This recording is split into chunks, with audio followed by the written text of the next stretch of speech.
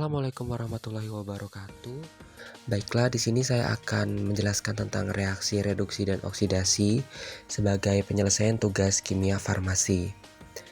Selanjutnya, perkenalkan, nama saya Tubagus Mahesa Arya Gali, kelas A2 angkatan dari 2024 dengan NIM 24105011085,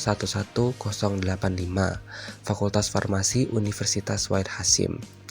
Baiklah, di sini tanpa berlama-lama kita akan memulai pada penjelasan yang pertama, apa itu redoks. Reaksi redoks adalah reaksi yang di dalamnya terjadi perpindahan elektron secara berurutan dari satu spesies kimia ke spesies kimia lainnya, yang sesungguhnya terdiri atas dua reaksi yang berbeda, yaitu reduksi dan oksidasi. Nah, redoks ini juga mempengaruhi biloks. Biloks itu adalah bilangan oksidasi, merupakan bilangan positif dan negatif yang diberikan pada suatu atom untuk menunjukkan tingkat oksidasi reduksinya.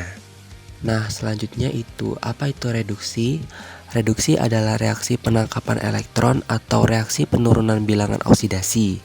Sedangkan reduktor merupakan zat yang melakukan proses reduksi terhadap zat lainnya.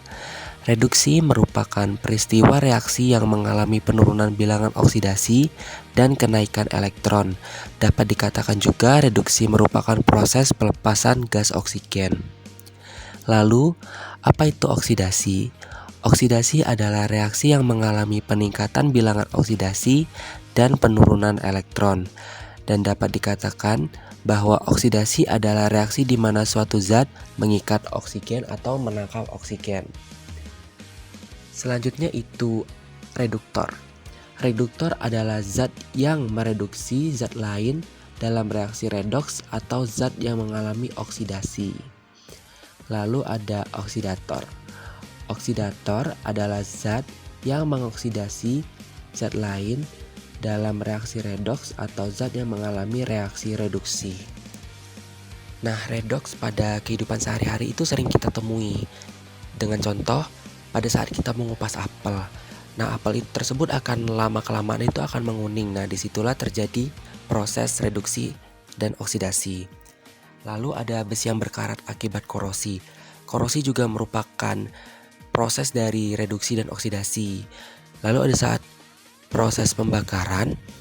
Nah, proses pembakaran ini juga termasuk dalam proses reduksi dan oksidasi. Selanjutnya ada contoh redoks. Pada soal yang pertama bisa kita lihat Fe ditambah SO4 menghasilkan Fe ditambah SO2.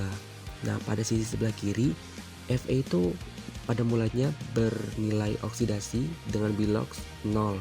Lalu menghasilkan Fe di sebelah kanan dengan biloks 3.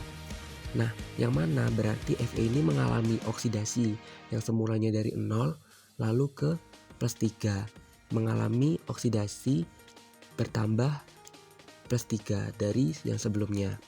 Lalu SO4 ke SO2 itu mengalami reduksi di mana SO4 sebelumnya biloksnya adalah plus 6, terus menghasilkan SO2 yang biloksnya adalah plus 4. Berarti SO4 ini mengalami reduksi dengan berkurangnya biloks menjadi plus 4 dan menghasilkan SO2. Nah, di sini bisa kita lihat reduktor itu pada bilangan oksidasi itu merupakan Fe, lalu oksidator itu merupakan SO4. Selanjutnya ada Cl2 plus SO2 ditambah OH- menghasilkan SO4 ditambah 2Cl ditambah H2O. Nah, di sini bisa kita lihat Cl2 menghasilkan 2Cl itu mengalami reduksi, yang mana semulanya Cl2 itu memiliki biloks 0 lalu menghasilkan 2Cl dan menurun biloksnya menjadi -2 atau 2-. Berarti dapat kita simpulkan bahwa Cl2 ini mengalami reduksi dari yang semula biloksnya adalah 0 lalu berkurang menjadi 2- atau -2. Dengan kata lain, Cl2 ini merupakan oksidator. Lalu selanjutnya ada SO2 menghasilkan SO4. Semulanya itu SO2 memiliki bilox plus 4, lalu menghasilkan SO4 yang memiliki bilox plus 6. Nah, dapat kita simpulkan bahwa SO2 ini mengalami oksidasi ke SO4, yang mana semulanya itu adalah biloxnya plus 4, lalu menghasilkan SO4 yang biloxnya plus 6. Dengan kata lain, SO2 itu mengalami oksidasi atau meningkat biloxnya sebanyak plus 2 menjadi SO4 yang bernilai plus 6. Dengan kata lain, reduktornya adalah SO2. Dapat kita lihat di sini dengan jelas bahwa beginilah contoh dari reduksi dan oksidasi.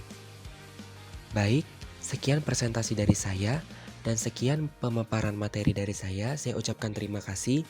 Mohon maaf apabila ada salah kata dan mohon maaf apabila ada yang salah saya sampaikan. Kepada Allah saya mohon ampun. Semoga apa yang saya sampaikan bisa bermanfaat dan bisa dimengerti. Saya sekali lagi ucapkan terima kasih dan wassalamualaikum warahmatullahi wabarakatuh.